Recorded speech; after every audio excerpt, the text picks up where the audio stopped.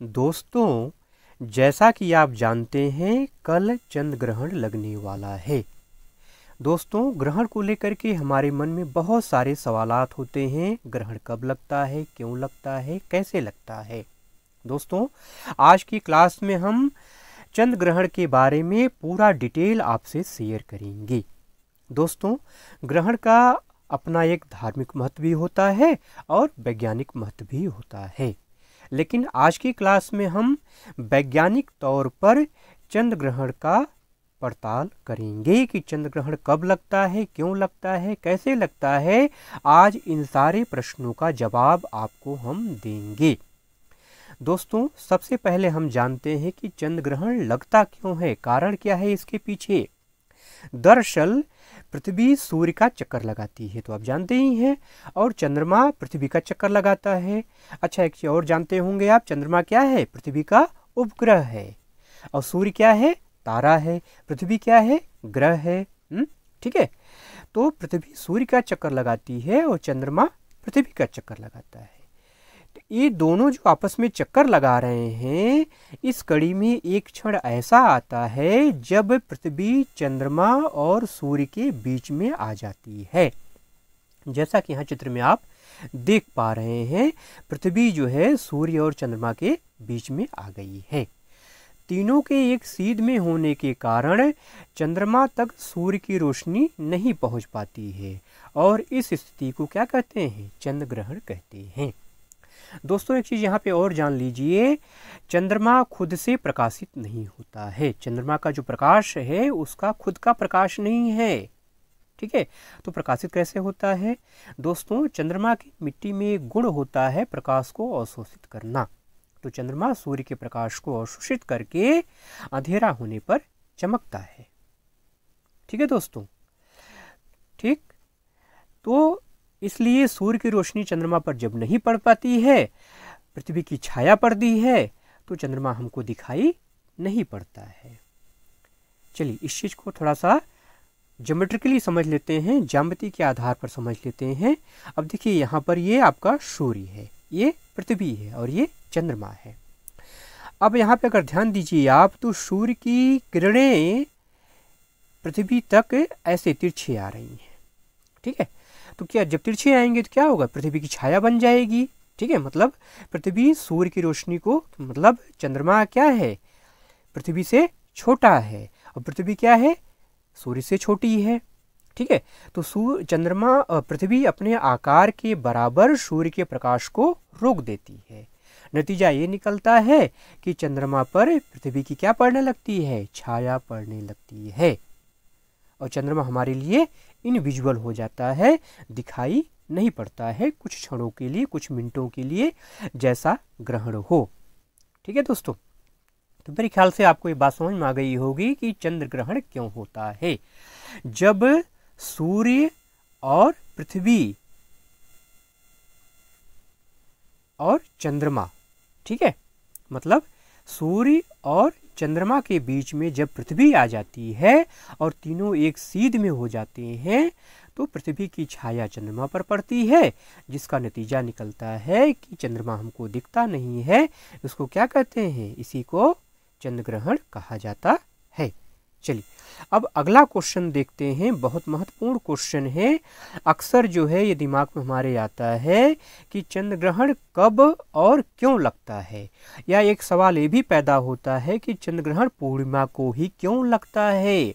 एक सवाल ये भी पैदा होता है कि चंद्र ग्रहण हर पूर्णिमा को क्यों नहीं लगता है।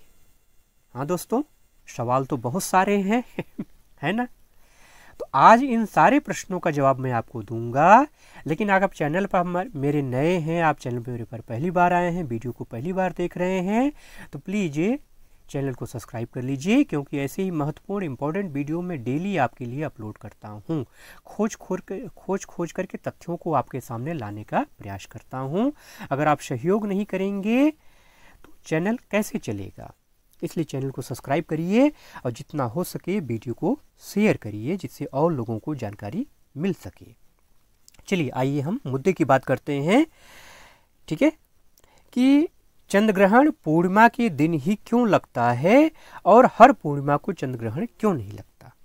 ठीक है दोस्तों, देखिए हर बार पूर्णिमा के दिन चंद्र ग्रहण न लगने की वजह है कि पृथ्वी की कक्षा पर चंद्रमा की कक्षा करीब 5 डिग्री झुकी हुई है। ध्यान दीजिएगा इस बात पर, बहुत महत्वपूर्ण बात है ये। पृथ्वी की कक्षा पर चंद्रमा की कक्षा क्या है, 5 डिग्री झुकी हुई है। इस झुकाव के कारण हर बार चंद्रमा पृथ्वी की छाया में प्रवेश नहीं करता है। जो झुकाव है, इस झुकाव के कारण ही चंद्रमा क्या है, पृथ्वी की कक्षा में हर बार प्रवेश नहीं कर पाता है। ठीक है, नतीजा क्या निकलता है, चंद्रमा जो है पृथ्वी की ऊपर से या नीचे से क्या होता है, निकल जाता है, मतलब एक सीधी रेखा में नहीं आ पाता है। इस कारण हर पूर्णिमा पर चंद्र ग्रहण नहीं पड़ता है। लेकिन जब भी चंद्रमा पृथ्वी की छाया में प्रवेश करता है तो पूर्णिमा का दिन होता है। कहते हैं ना, बकरे की माँ कब तक खैर मनाएगी। भैया 5 डिग्री ही तो झुके हुए हो ना, ज़्यादा तो नहीं झुके हुए हो। ठीक है, कभी न कभी तो आओगे। तो होता यही है दोस्तों, ठीक है, कि किसी न किसी क्षण ऐसा आता है, कोई न कोई दिन ऐसा आता है, और सबसे महत्वपूर्ण बात यह है कि वो दिन पूर्णिमा का ही होता है। ठीक है, ज्यामितीय संरचना ऐसी है, ज्योमेट्रिकल कंडीशन ऐसी बनती है कि पूर्णिमा के दिन ही चंद्रमा, पृथ्वी और सूर्य एक सीधी रेखा में आ जाते हैं। ठीक है, तो इसकी वजह है क्या है कि चंद्र ग्रहण तभी हो सकता है जब सूर्य, पृथ्वी और चंद्रमा एक सीध में हो।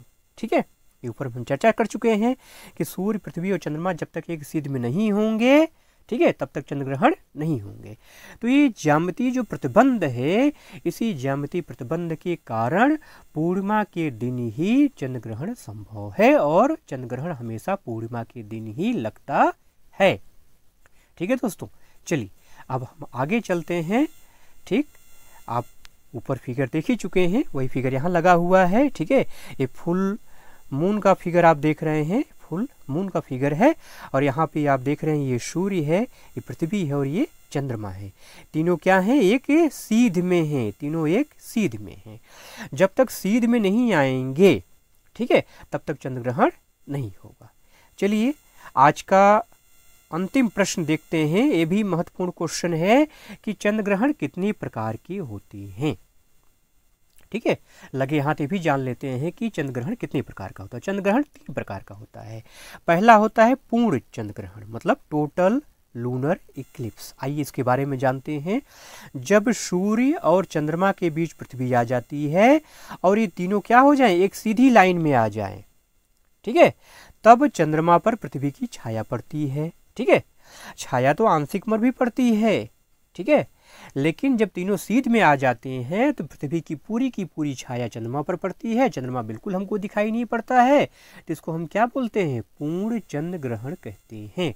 अच्छा हाँ दोस्तों, यहाँ पे जान लीजिए, पूर्ण चंद्र ग्रहण की कंडीशन में चंद्रमा क्या हो जाता है, एकदम रक्त वर्ण का, रेड ब्लड मून भी कहा जाता है। अक्सर क्वेश्चन एग्जाम में पूछा जाता है कि रेड ब्लड मून क्या होता है, तो यही जो पूर्ण चंद्र ग्रहण है ना, इसी को ही हम क्या बोलते हैं, रेड ब्लड मून भी बोला जाता है, ध्यान रखिएगा।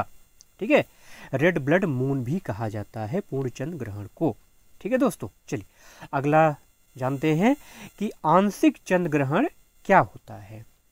जब सूर्य और चंद्रमा के बीच पृथ्वी आ तो जाती है, लेकिन ये तीनों एक सीधी लाइन में नहीं होते हैं, तब चंद्रमा का कुछ ही हिस्सा पृथ्वी की छाया में आ पाता है, जिससे आंशिक चंद्र ग्रहण होता है। मतलब पृथ्वी की थोड़ी छाया ही, मतलब पृथ्वी की जितनी छाया चंद्रमा के हिस्से में पड़ती है, पूरी छाया नहीं पड़ पाती है, थोड़े हिस्से में छाया पड़ती है, तो इसको हम क्या कहते हैं, आंशिक चंद्र ग्रहण कहते हैं।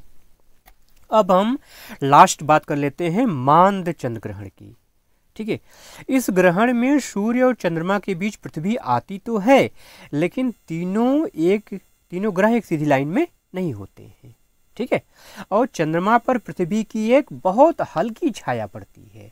ठीक है, बहुत हल्की छाया पड़ती है, जिसकी वजह से चंद्रमा हमको कैसा दिखता है, धूल की तरह दिखता है। ठीक है, तो इस ग्रहण को मांद चंद्र ग्रहण कहते हैं। ठीक है, अब जरा चित्र के माध्यम से आपको हम समझा दें।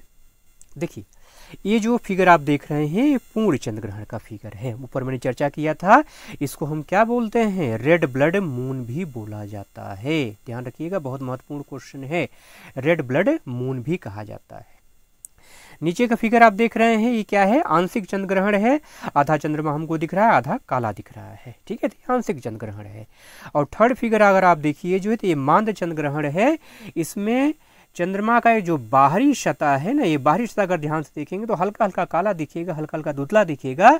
ठीक है, क्योंकि छाया यहीं पर पड़ती है, तो ये मांद चंद्र ग्रहण है। फ्रेंड्स, आज की क्लास में मैंने चंद्र ग्रहण के बारे में पूरी डिटेल आपको समझा दी, वैज्ञानिक तौर पे सारी बातें आपको मैंने बता दी। आज की क्लास आपको कैसी लगी कमेंट करके ज़रूर बताइएगा। और अगर आप चैनल पे नए हैं तो प्लीज़ चैनल को सब्सक्राइब कर लीजिए और वीडियो को जितना हो सके लाइक और शेयर करिए, जिससे लोगों के मन में जो अंधविश्वास फैला हुआ है ग्रहण को लेकर के वो दूर हो सके। आपने पूरा वीडियो देखा, इसके लिए आपका बहुत बहुत धन्यवाद।